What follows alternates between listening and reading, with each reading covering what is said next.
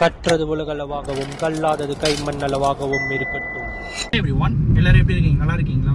So இன்னைக்கு நம்ம என்ன பண்ண போறோம்னா, பழனி வந்து ஒரு லாக் எடுக்க போறோம். ஸோ பழனி முருகர் டெம்பிள் தான் இப்போ நம்ம வந்து போயிட்டு இருக்கோம். அந்த பழனி முருகர் டெம்பிளோடைய இன்ட்ரெஸ்டிங்கான சில விஷயங்கள் இப்போ உங்ககிட்ட நான் சொல்லணும் அப்படின்னு சொல்லிட்டு ஆசைப்படுறேன். அது என்ன அப்படின்னு பார்த்தீங்கன்னா, பழனி முருகர் டெம்பிள் இருக்கிற அந்த பர்டிகுலர் சிலை வந்து காணாமலாம் போயிருக்கு. அதுக்கப்புறம் கண்டுபிடிச்சி எடுத்துட்டு வந்திருக்காங்க. அதுக்கு அடுத்து வந்து பார்த்தீங்கன்னா, நிறைய பேர் அந்த சிலையை வந்து எடுத்துட்டு போகணும்லாம் ஆசைப்பட்டிருக்காங்க.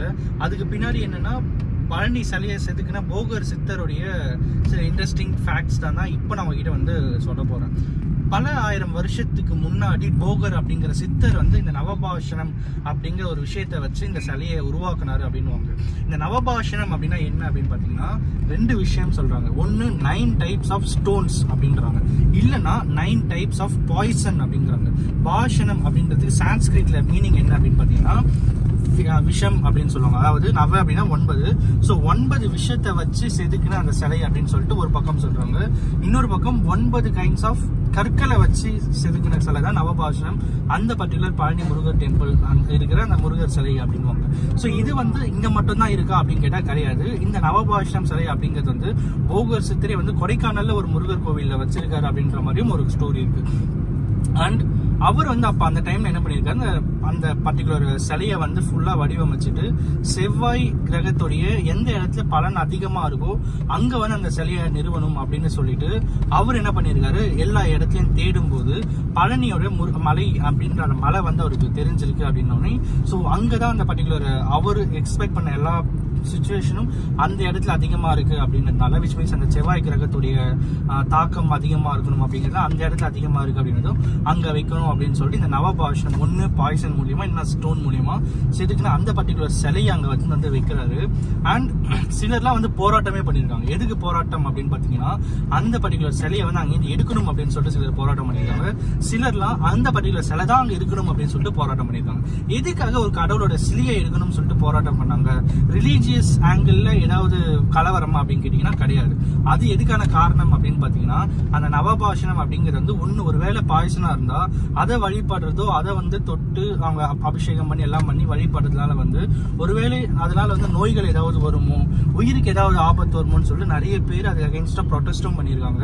சிலர்லாம் என்ன பண்ணிருக்காங்க பார்த்தீங்கன்னா, இப்ப ரீசெண்டா எம்ஜிஆர் அவர்கள் இருந்த காலத்துல, அப்புறம் வந்து ஜெயலலிதா அவர்கள், இவங்க ரெண்டு பேருமே வந்து சிஎம்ஆ இருந்த டைம்ல அந்த பர்டிகுலர் முருகர் சிலையை வந்து மாத்தணும் அப்படின்னு சொல்லிட்டு ட்ரை பண்ணாங்க. ஏன் அப்படின்னு கேட்டா, அவங்களுடைய முகத்தை தவிர, அதாவது அந்த கடவுளுடைய முகத்தை தவிர மற்ற எல்லா இடத்துலயுமே வந்து சிலை வந்து சேதமடைஞ்சிருக்கு. சேதமடைந்த சிலையை வந்து கருவூலத்தை வைக்க கூடாது அப்படின்னு சொல்லி அந்த சிலையை மாத்துறதுக்கு பிளான் பண்ணாங்க.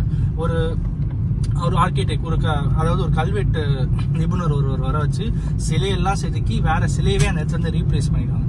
ஸோ அந்த டைம்ல அவங்க என்ன பண்ணாங்க அப்படின்னு பாத்தீங்கன்னா, பெரிய போராட்டம், பழனி வந்து பெரிய போராட்டம், கேரளா மக்கள் எல்லாருமே ஒன்று கூடி ஒரு பெரிய போராட்டம் பண்ணி அங்கிருந்து அந்த சிலையெல்லாம் எடுத்துட்டு பழைய நவபாஷ சிலையெல்லாம் நீங்க அங்க வைக்கணும் அப்படின்னு சொல்லி நவபாஷ சிலை திருப்பியும் அங்க வந்து வச்ச ஒரு ஹிஸ்டரி. இப்போ ரீசெண்டா எம்ஜிஆர் அவர்கள் அந்த சிஎம் ஜெயலலிதா அவர்கள், இவங்க ரெண்டு பேருமே சிஎம் இருக்கும்போது நடந்த விஷயம் தான் அது. அப்புறம் என்ன அப்படின்னு பாத்தீங்கன்னா, சரி இதுல ஏன் கேரளா மக்கள் அப்படின்னு சொல்லிட்டு இப்ப நான் சொன்னேன் அப்படின்னு பாத்தீங்கன்னா, கேரளா மக்களுக்கும் பழனி முருகர் டெம்பிளுக்கும் ஒரு பாண்ட் இருக்கு.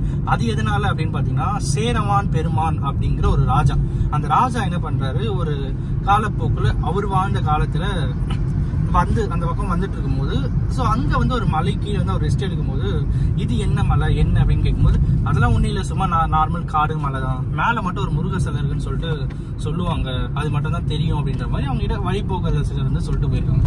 அதுக்கப்புறம் அவரோட கனவுல முருகர் வந்து, இந்த மலை மேல என்னோட சிலை ஒண்ணு இருக்கு, அந்த சிலையை கண்டுபிடிச்சு கோவில் கட்டுங்க அப்படின்னு இருக்காங்க. ஸோ அது வரைக்கும் அந்த இடத்துல கோவில் கிடையாது, வெறும் அந்த நவபாஷணத்துல செதுக்கப்பட்ட சிலை மட்டும்தான் அந்த இடத்துல வந்து வழிபட்டு இருக்காங்க. இப்ப நம்மளாம் வந்து ஊர்ல வந்து நம்ம முனீஸ்வரர்கள் வெறும் சிலையை மட்டும் வச்சு வழிபாடு ஒரு முறை இருக்கும் பாத்தீங்களா, அந்த முறையில தான் முருகப்பெருமானுடைய சிலையை வந்து அங்க வழிபட்டு இருந்தாங்க. ஸோ அதுக்கப்புறம் இந்த சேரமான் பெருமான் அப்படிங்கிற இந்த ராஜா என்ன பண்றாரு, அந்த இடத்துல போயிட்டு சிலையை தேடி கண்டுபிடிச்சு அந்த இடத்துல இருந்து அந்த ஒரு கோவிலை வந்து கட்டுறாரு. ஸோ அதுதான் பழனி முருகர் கோவில் அப்படிங்கிறது தான் ஒரு மிகப்பெரிய ஹிஸ்டரி. அண்ட் ஹிஸ்டரி பின்னாடி இன்னொன்று விஷயம் என்னன்னா, இந்த சேரமான் பெருமான் அப்படிங்கிற ராஜா வந்து கேரள நாட்டுக்கு வந்து மிகப்பெரிய ராஜாவா இருந்தவர். ஸோ அந்த டைம்ல எல்லாமே அவங்களோட பார்டர்ல வந்ததுனால கேரளா மக்களும் இந்த பழனி முருகருக்கு வந்து ரொம்பவே வந்து அடிக்டட் அப்படின்னே சொல்லலாம். அண்ட் எல்லாத்துக்கும் மேல இந்த பர்டிகுலர் முருகர் சிலை வந்து கேரளாவை நோக்கி இருக்கும் அப்படிங்கிறதும் ஒரு இன்ட்ரெஸ்டிங்கான ஃபேக்ட் அப்படிங்கிறது உங்ககிட்ட சொல்லணும் அப்படின்னு நினைச்சேன். அண்ட் கம்மிங் பேக் டு ஒரு பல வருஷத்துக்கு முன்னாடி, ஸோ அப்போ என்ன ஆகுது அப்படின்னா இந்த போகர் தான் வந்து இந்த சிலையை செதுக்கினாருன்னு சொன்னாங்களே. இப்பயும் ஒரு மித்து இருக்கு. அது என்னன்னா, இந்த பர்டிகுலர் கோவிலுக்கு கீழே ஒரு குகை இருக்காமா.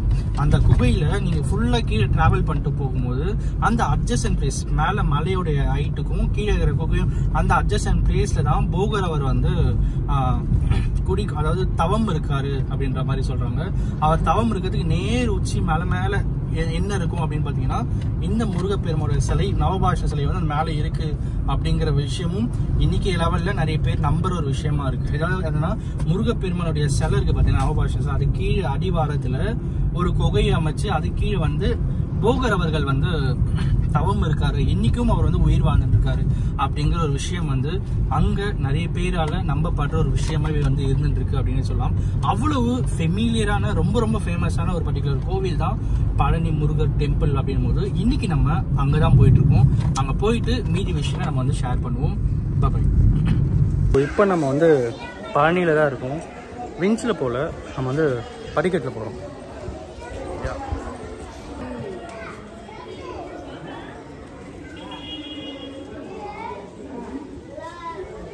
இப்போ நான் வந்து கரெக்டாக 2 மணிக்கு படியேற ஆரம்பிக்கிறோம்.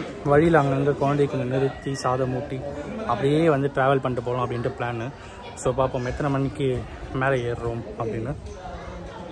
ஸோ கண்ணுக்கு எட்டுற தூரத்தில் வந்துட்டோம். ஆல்மோஸ்ட் ½ hour ஏறி அங்கங்கே நின்று